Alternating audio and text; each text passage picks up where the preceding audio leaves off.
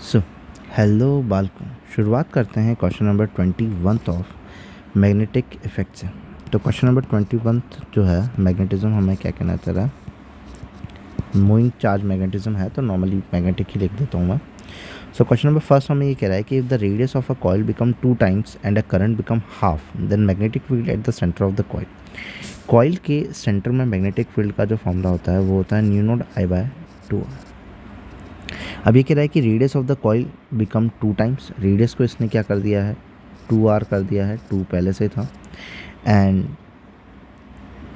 Current become half, तो mu naught I by 2 ये half कर दिया है। तो अगर हम इसे लिखें तो mu naught I by 2 to the 4 और 2r, तो ये तो हमारा पुराना वाला था, तो हम इसे b लिख लेंगे बाय 4। तो कितना टाइम्स कम हो चुका है, 1/4 टाइम्स हो चुका है, तो हम ये कह देंगे ऑप्शन नंबर हमारा कौन सा हो जाएगा, 4th। नाउ क्वेश्चन नंबर 22 की अगर बात करें तो क्वेश्चन नंबर 22 हमें ये कह रहा है कि 2 ampere current is flowing in a circular loop of radius 1 metre. The magnitude of magnetic field at the centre of the circular loop, centre पे फॉर्मूला तो हमारा यही है mu naught I by 2r। Mu naught as it is लिखेंगे, I की value को हम 2 लिखेंगे, यहाँ पे 2 और रेडियस 1 दे रखी है, तो ऑफ कोर्स हमारा आंसर है न्यू नोड। तो ऑप्शन नंबर कौन सा हो जाएगा हमारा, 3rd। नाउ मूव ऑन करते हैं, क्वेश्चन नंबर 23 की तरफ चलते हैं। तो क्वेश्चन नंबर 23 हमें कह रहा है कि हॉरिजॉन्टल ओवरहेड पावर लाइन, एक पावर लाइन हॉरिजॉन्टल है, जो कि पावर लाइन घरों पे जो बाहर जो चलती है, खंभों पे जो लगी हुई थी, वो कह रहा है हाइट एट 4 मीटर, मतलब कि 4 मीटर दूर है किससे, ग्राउंड से, and carries a current two of east to west, मतलब कि ये ईस्ट ये वेस्ट, ईस्ट टू वेस्ट की इस डायरेक्शन में क्या जा रहा है, करंट जा रहा है। The magnetic field directed below it on the ground, ground पे कैसे क्या रहेगी, ग्राउंड पे किस हिसाब से देखोगे, ग्राउंड पे तुम्हें देखना होगा हमारा इस तरीके से, करंट की डायरेक्शन ये है, तो हम ग्राउंड कहाँ है, नीचे है, नीचे की तरफ, ऊपर वाला हम क्या कह देंगे, एयर कह देंगे या फिर आसमान कह देंगे, ऊपर। और यहाँ देख रहे हैं पॉइंट में कहाँ आ रहा है, आउटसाइड, मतलब कि अगर तुम देखोगे तो कहाँ आ रहा है, नीचे, साउथ वर्ड अगर तुम कह सकते हो, तो कहाँ आ रहा है, ग्राउंड पे साउथ वर्ड में आ रहा है, तो हमारा जो ऑप्शन है वो साउथ वर्ड होना चाहिए। ग्राउंड पे अगर तुम नॉर्मली देखोगे तो साउथ की तरफ हमारा ग्राउंड है, तो उधर ही हमारे पास में आ रहा होगा। The magnetic field directed below it on the ground, ground पे कौन सा आ रहा होगा, साउथ वर्ड आ रहा होगा, ठीक है। अब यहाँ पे अगर मैग्नेटिक फील्ड देखें तो लॉन्ग वायर की वजह से मैग्नेटिक फील्ड जो होता है वो होता है mu naught I by 4 pi r. Mu naught की value 4 pi into 10 to the power -7। I current जो हमें दिया हुआ है वो कितना दिया हुआ है, 100 एम्पियर, डिवाइडेड बाय 4 पाई, और रेडियस जो हमें दे रखी है, रेडियस तो क्या ही होती है, वो डिस्टेंस होती है वायर से, तो वो हमारी 4 मीटर दे रखी है। ये कैंसिल आउट हो जाएगा, 4 से 4 कैंसिल आउट हो गया है। ये एक्चुअली हमारा जो फॉर्मूला है वो 4 पाई आर नहीं है, 2 पाई आर है। इन्फिनिटी लॉन्ग वायर के लिए क्या लिखा जाता है, 2 पाई आर लिखा जाता है, मैं बताऊँगा। जैसे कि फॉर्मूला अगर मैं तुम्हें लिख रहा हूँ तो mu naught I by 4 pi r sine theta 1 plus sine theta 2। ये जो है साइन थीटा 1 थीटा 2 एक फाइनाइट लेंथ के वायर से थीटा का एंगल दिया हुआ है हमें कि आर डिस्टेंस पे थीटा 1 और ये आर डिस्टेंस पे थीटा 2, ये आर डिस्टेंस पे। अब इन्फिनिटी लॉन्ग वायर के लिए दोनों की वैल्यू 90 हो जाएगी, 1 1 प्लस हो जाएंगे तो 2 हो जाएगा, 2 से ये कैंसिल आउट होकर के 2 आ जाएगा, इसीलिए इन्फिनिट का जो फॉर्मूला है वो हमारा 2 पाई आर है ना। 2 पाई तो ये कैंसिल आउट होकर के 2 बच जाएगा, ये 2 से 2 कैंसिल आउट 2 होकर बच जाएगा, तो 2 से ये 50 बच जाएगा, तो 5 इंटू 10 टू द पावर -6 आ जाएगा, 5 into 10 to the power -6 tesla. तो हमारा ऑप्शन नंबर जो हो जाएगा वो कौन सा हो जाएगा, 3rd। नाउ मूव ऑन करते हैं, क्वेश्चन नंबर 24 की तरफ चलते हैं कि क्वेश्चन नंबर 24 जो है वो हमें क्या कह रहा है। तो क्वेश्चन नंबर 24 हमें ये कह रहा है कि the wire of a figure carries a current I and consist of a circular arc of radius R and central angle pi by 2 radian and 2 straight section whose extensions intersect at a center C of arc and the magnetic field B at the current produced at C is, C पे current produce क्या हो रहा है। ध्यान रखना कभी किसी wire की लाइन के अंदर ही कोई पॉइंट आ जाए, जैसे कि वायर करंट वाला वायर जा रहा है और उसी की डायरेक्शन में कोई पॉइंट आ जाए, तो वहाँ पे जो मैग्नेटिक फील्ड होता है उसकी वजह से क्या होता है, ज़ीरो होता है। सो इस वाले वायर की फर्स्ट वायर की वजह से उसी की पाथ पे हमारे पास में आया, तो इसकी वजह से मैग्नेटिक फील्ड नहीं होगा, और इस वायर की वजह से भी उसी वायर पे आया है तो नहीं होगा। तो सिर्फ और सिर्फ किसकी वजह से होगा, ये जो सर्कुलर आर्क बनी हुई है इसकी वजह से क्या आएगा, हमारा मैग्नेटिक फील्ड आएगा। तो सर्कुलर आर्क से अगर हम देखें थीटा एंगल पे, तो वो उसका फॉर्मूला होता है mu naught I by 4 pi R into theta. Theta जो है वो रेडियन में भरना होता है। रेडियन में अगर हम देखें तो इसकी वैल्यू जो हो जाएगी वो क्या हो जाएगी, पाई बाय 2। पाई से पाई कैंसिल आउट हो जाएगा, 4 2 8 हो जाएगा। तो mu naught I by 8 R जो होगा हमारा क्या हो जाएगा, आंसर हो जाएगा। अब अगर हम थंब के हिसाब से देखें कि किस तरफ है और किस तरफ नहीं, तो हम बोलेंगे कि हमारा जो डायरेक्शन है वो कुछ इस तरीके से है। अगर डायरेक्शन इस तरीके से है और फिंगर्स को उस पॉइंट पे आने देंगे तो इस तरफ हमारा पॉइंट है, ये डायरेक्शन ऑफ करंट है और ये हमारा पॉइंट है, वो कहाँ आएगा, अंदर की तरफ, इनटू। तो इनटू की तरफ जाना चाहिए। तो into the plane of the figure mu naught I by 8 R. तो ऑप्शन नंबर हमारा कौन सा हो जाएगा, फर्स्ट। नाउ क्वेश्चन नंबर 25 की अगर बात करें तो 25 हमें क्या कह रहा है कि for a hollow thin cylindrical current carrying pipe, ठीक है, एक hollow thin cylindrical current carrying pipe को हम बना देते हैं। तो यहाँ पे इसकी सरफेस जो है वहाँ से क्या जा रहा है, करंट जा रहा है, ठीक है, क्योंकि होलो है, थिन है, सिलेंड्रिकल, और से उनकी जो थिन है तो मतलब उसकी जो सरफेस है उसके सरफेस के वहाँ से क्या जा रहा है, वायर, मतलब कि वहाँ से करंट जा रहा है। The magnetic field inside the pipe is not zero. Magnetic field अगर हम लिखें तो अगर इनसाइड द पाइप अगर हमें चाहिए तो इनसाइड द पाइप के लिए हम थोड़ा सा सरफेस बनाते हैं इनसाइड द पाइप, और यहाँ पे हम लिखेंगे कि B dot D L is equal to phi equal to B dot D L equal to mu naught I. Mu naught I जो लिखा जाता है, आई इनक्लोज लिखा जाता है, ये एम्पियर लॉ है, ठीक है, मैग्नेटिक लॉ।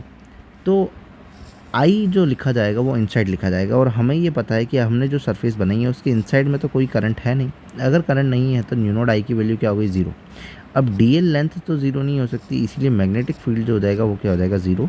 तो magnetic field inside the pipe is not zero, नहीं, इनसाइड द पाइप तो क्या है, ज़ीरो है, तो ये गलत हो जाएगा।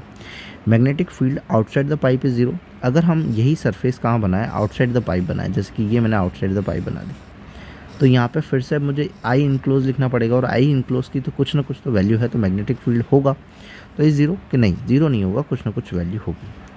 Electric field outside the pipe is zero. अब इलेक्ट्रिक फील्ड जो है आउटसाइड द पाइप अगर हम गिनते हैं तो यहाँ पे अगर हम बात करें तो ये वाला ही डायग्राम ले लेते हैं। अगर इसी डायग्राम को लेकर के हम गॉस लॉ लगाएं तो हम लिखते हैं E dot d A is equal to E dot d S, मतलब ये एरिया वेक्टर है, is equal to Q by epsilon naught. अब क्यू जो लिया जाता है वो इनक्लोज लिया जाता है कि चार्ज इनक्लोज्ड में कितना है।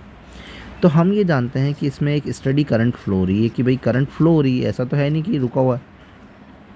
अगर रुका हुआ नहीं है, स्टडी करंट फ्लो हो रही है, तो जितने चार्ज एक पर यूनिट टाइम के अंदर यहाँ गए हैं उतने ही चार्ज निकले हैं।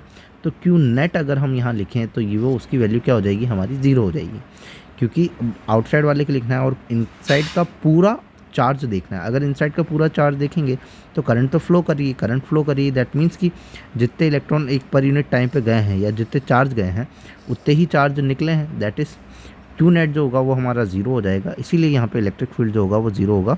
तो outside the pipe is zero, तो ऑप्शन नंबर हमारा कौन सा हो जाएगा, थर्ड हो जाएगा। Electric field on the surface of the pipe is zero. Surface पे भी हम ये कह सकते हैं कि सर जितना इसी सरफेस से अंदर गया है उतना ही बाहर निकला है, लेकिन सरफेस पे सरफेस चार्ज डेंसिटी आ जाता है सिग्मा बाय एप्सिलॉन नॉट। तो उस फैक्टर की वजह से हम थोड़ा कुछ चार्ज मानते हैं कि अगर मान लो कुछ चार्ज बचा किसी सरफेस के ऊपर तो वहाँ पे इलेक्ट्रिक फील्ड जो होगा वो नॉन ज़ीरो होगा। तो electric field on the surface is zero, surface is zero नहीं, तो वहाँ पे जो सरफेस होता है वहाँ पे कुछ ना कुछ इलेक्ट्रिक फील्ड सरफेस पे तो होगा। तो हमारा ऑप्शन नंबर कौन सा हो जाएगा, थर्ड। नाउ 26 की अगर बात करें तो in a current carrying long solenoid the electric field produce does not depend upon. तो हमारा सोलिनॉइड का फॉर्मूला हो जाता है न्यू नॉट एन आई, ठीक है। एन जो है वो स्मॉल एन जो है वो number of turns per unit length है। अब number of turn per unit length के ऊपर डिपेंड कर रहा है, हाँ कर रहा है। करंट ऑफ सोलिनॉइड हाँ कर रहा है। Radius of the cross section of solenoid does not depend, तो किसके ऊपर नहीं करेगा, ऑप्शन नंबर थर्ड, रेडियस के ऊपर कहीं डिपेंडेंसी नहीं है। In a length if a length of a length and number of turns become half, मतलब कि लेंथ को भी हाफ कर दिया, नंबर ऑफ टर्न्स को भी क्या अच्छा n/2 और l/2 हो जाएगा, 2 से 2 कैंसिल आउट हो जाएगा, तो ऐसा n/l ही बचा, तो फॉर्मूले कोई फ़र्क नहीं आएगा। Length and number of turns become half of the solenoid, the magnitude of magnetic field same रहेगी, ऑप्शन नंबर 2। इसी इसी फॉर्मूले से अपन देख सकते हैं। नाउ क्वेश्चन नंबर 28 की अगर बात करें तो if number of turns and current become half, number of turns बोला है उसने कि वो क्या होता है, हाफ, तो 2 और करंट बिकम डबल, करंट जो होता है वो डबल हो जाए तो 2 हो जाएगा फिर से, तो मैग्नेटिक फील्ड बिकम, तो एन का भी 2 रख लिया, आई का भी 2 रख लिया, 2 2 ज़ा 4 हो जाएगा, दैट मीन्स कि 4 टाइम्स बढ़ जाएगा, तो हम बोल देंगे हमारा 4 टाइम्स बढ़ जाएगा, ऑप्शन नंबर 4 हो जाएगा। नाउ 29 की अगर बात करें, a current of 1/4 pi ampere is flowing, तो मतलब आई की जो वैल्यू है वो है 1/4 pi, flowing through a toroid and 1000 turn per unit metre and the value of magnetic field along the axis, ठीक है। तो फॉर्मूला होता है B=μ0 एन, आई ही लिखा जाता है सेम एज इट इज़, और अगर इसे हम ओपन करके लिखें तो n/l लिखा जाएगा, और उसी l को अपन μ0 ni/2πr लिख सकते हैं। बट यहाँ हमें बोला हुआ है कि जो 1000 है वो number of turns per metre है, मतलब कि number of turns per metre value वैल्यू हमें दी हुई है जो कि क्या है 1000 है। μ0 की वैल्यू हो जाएगी 4 पाई इंटू 10⁻⁷, और जो करंट है वो 1/4 पाई है, तो 4 पाई नीचे आ जाएगा, 4 पाई से 4 पाई कैंसिल आउट हो जाएंगी, 3 से ये कैंसिल आउट हो जाएगा, 10⁻⁻4 हमारा बच जाएगा, तो ऑप्शन नंबर हमारा कौन सा हो जाएगा, थर्ड। ना मूव करते हैं ऑप्शन क्वेश्चन नंबर 30 की तरफ चलते हैं। तो question number 30, mean radius of a toroid is 10 centimetre, मतलब कि रेडियस हमें जो दे रखी है, तो मतलब ओपन करना पड़ेगा हमें फॉर्मूला को। So μ0 number of turn current upon 2 pi radius, ठीक है।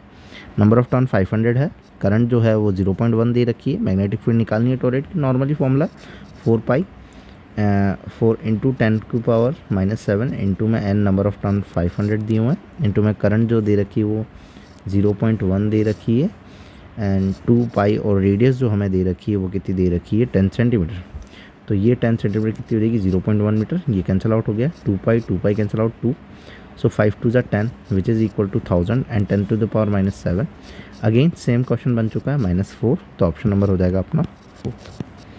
Okay, so here are the 10 questions of magnetic moving charge magnetism. If you like then please subscribe. Thank you.